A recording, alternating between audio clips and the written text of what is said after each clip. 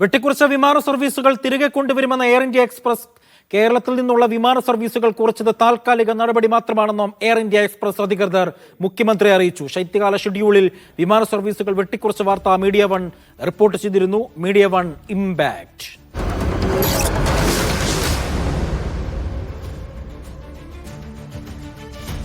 സേഫും T അനീസലിയും ചേരുന്നുണ്ട് വാർത്തയുടെ വിശദാംശങ്ങൾ നൽകാനായി. ആദ്യം സേഫിലേക്ക്.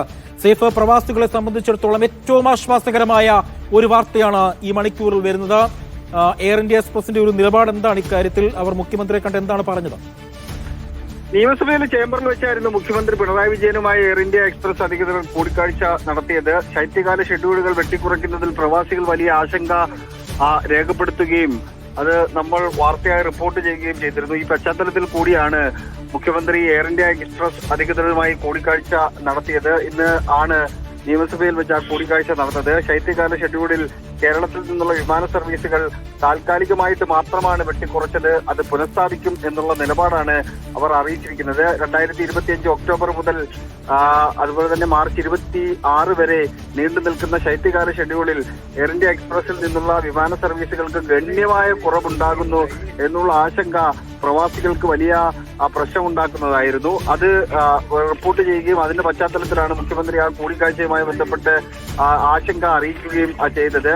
2026ഓടെ കേരളത്തിലേക്കുള്ള അന്താരാഷ്ട്ര സർവീസുകളുടെ എണ്ണം 231 ആഭ്യന്തര സർവീസുകളുടെ എണ്ണം 245 വർദ്ധിപ്പിക്കും. ഇതോടുകൂടി ശൈത്യകാലത്തിൽ വരുത്തിയ കുറവ് പരിഹരിക്കപ്പെടും എന്നുള്ള ഉറപ്പ് സംസ്ഥാന സർക്കാരിന് മുഖ്യമന്ത്രി പിണറായി വിജയന് എയർ ഇന്ത്യ അധികൃതർ നൽകിയിട്ടുണ്ട്.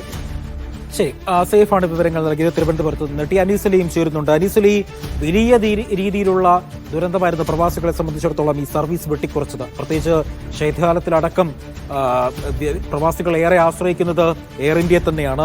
അപ്പോൾ എയർ ഇന്ത്യയുടെ ഈ നടപടി വലിയ രീതിയിലുള്ള വ്യാപകമായ പ്രതിഷേധമൊക്കെ ഉയർന്നിരുന്നു.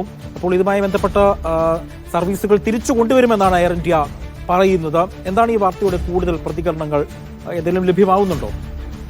ഇപ്പോൾ ഈ വാർത്ത പുറത്തു വന്നതിനോട് തുടർന്ന് തന്നെ വളരെ സത്വരമായ നടപടികളാണ് ഉണ്ടാകുന്നത്. മുഖ്യമന്ത്രി നേരിട്ട് തന്നെ ഇവരോട് ഈ വിഷയത്തിൽ വിശദീകരണം ചോദിക്കുകയും എയർ ഇന്ത്യ അധികൃതർ നൽകിയത് സൈഫ് സൂചിപ്പിച്ച പോലെ തന്നെ ഇതൊരു താൽക്കാലിക നടപടി മാത്രമാണ്, സ്ഥിരമായി അങ്ങനെ ഒരു ഉദ്ദേശമില്ല എന്ന് പറയുകയും ചെയ്തിരിക്കുന്നു. എന്തായാലും ഇപ്പോൾ ഈ ഒക്ടോബർ അവസാനത്തിൽ, ഈ മാസം അവസാനം മുതൽ ആരംഭിക്കുകയും അങ്ങനെ മാർച്ച് അവസാനം വരെ തുടരുകയും ചെയ്യുന്ന ശൈത്യകാല ഷെഡ്യൂളിലാണ് വലിയ തോതിൽ സർവീസുകൾ വെട്ടിക്കുറക്കാൻ തീരുമാനിച്ചിരുന്നത്. ഗൾഫിലേക്ക് 75ഓളം സർവീസുകൾ വെട്ടിക്കുറക്കാനാണ് എയർ ഇന്ത്യ തീരുമാനിച്ചിരുന്നത്. ഇത് മുഖ്യമന്ത്രി ഇവരുമായുള്ള കൂടിക്കാഴ്ചയിൽ ഡിമാൻഡ് ഏറ്റവും കൂടുതലുള്ള സമയത്ത് ഈ സർവീസുകൾ വെട്ടിക്കുറക്കുന്നത് എന്തടിസ്ഥാനത്തിലാണ് എന്നടക്കം ചോദിച്ചു എന്നാണ് നമുക്ക് മനസ്സിലാകുന്നത്. എന്തായാലും അതിൽ അവർ ഒരു വ്യക്തത വരുത്തിയിരിക്കുന്നത് ഇത് ആശങ്കപ്പെടേണ്ട കാര്യമില്ല, ഇത് താൽക്കാലികമായൊരു നടപടിയാണ് എന്ന് അധികൃതർ അറിയിച്ചിട്ടുണ്ട്. എങ്കിൽ പോലും ഇത് എന്തുകൊണ്ടാണ് ഇങ്ങനെ ഒരു നടപടി ഉണ്ടായത്, താൽക്കാലികമാണെങ്കിൽ പോലും ഇതെന്തുകൊണ്ടാണ് എന്നതൊക്കെ ഇനിയും വരേണ്ടതാണ്. ഇപ്പോഴും ആളുകൾക്ക് ആ വിഷയത്തിൽ ആശങ്കയുണ്ട്. അവർ പക്ഷേ വലിയ തരത്തിൽ പ്രയാസം ഉണ്ടായിരുന്നതിൽ വിശദീകരണം വന്നതോടുകൂടി കുറച്ച് ആശ്വാസമായിട്ടുണ്ടെങ്കിൽ പോലും ആശങ്ക ഇപ്പോഴും നിലനിൽക്കുന്നുണ്ട്. സർവീസുകൾ വെട്ടിക്കുറക്കുക എന്ന് പറയുമ്പോൾ നേരത്തെ ഉണ്ടായിരുന്നത് പോലെ തന്നെ കരിപ്പൂരിൽ നിന്ന് മാത്രം 25 സർവീസുകൾ അവർ വെട്ടിക്കുറക്കാൻ തീരുമാനിച്ചിട്ടുണ്ടായിരുന്നു. പക്ഷേ അത് പൂർണ്ണാർത്ഥത്തിൽ ഇനി നടപ്പിലാകുമോ, അങ്ങനെ തന്നെ ഉണ്ടാകുമോ എന്ന കാര്യത്തിൽ നമുക്ക് വ്യക്തതയില്ല. അതുപോലെ തന്നെ കണ്ണൂർ, അതുപോലെ 4 എയർപോർട്ടിൽ നിന്നും, കേരളത്തിൽ നിന്നുള്ള 4 എയർപോർട്ടുകളിൽ നിന്നും വലിയ തോതിൽ സർവീസുകൾ വെട്ടിക്കുറക്കാനാണ് എയർ ഇന്ത്യ അധികൃതർ തീരുമാനിച്ചിരുന്നത് ഈ ശൈത്യകാലത്തിൽ. അതേസമയം ഈ വാർത്ത മീഡിയ വൺ റിപ്പോർട്ട് ചെയ്തതിനെ തുടർന്ന് തന്നെ വളരെ പെട്ടെന്ന് തന്നെ ഈ വിഷയത്തിൽ ഇടപെടലുകൾ ഉണ്ടാവുകയും അതോടൊപ്പം അവരൊരു വിശദീകരണത്തിന് തയ്യാറാകുകയും ചെയ്തിരിക്കുന്നു. പക്ഷേ ഇനിയും കൂടുതൽ ഈ വിഷയത്തിൽ നിലനിൽക്കുന്ന ആശങ്കകൾ പ്രവാസികൾക്ക് ഇപ്പോഴും നിലനിൽക്കുന്നുണ്ട്. കാരണം കേരളത്തെ സംബന്ധിച്ചിടത്തോളം വലിയ തരത്തിൽ ആളുകൾ ഗൾഫിനെ ആശ്രയിക്കുന്ന ഒരു പ്രദേശമാണ് കേരളം.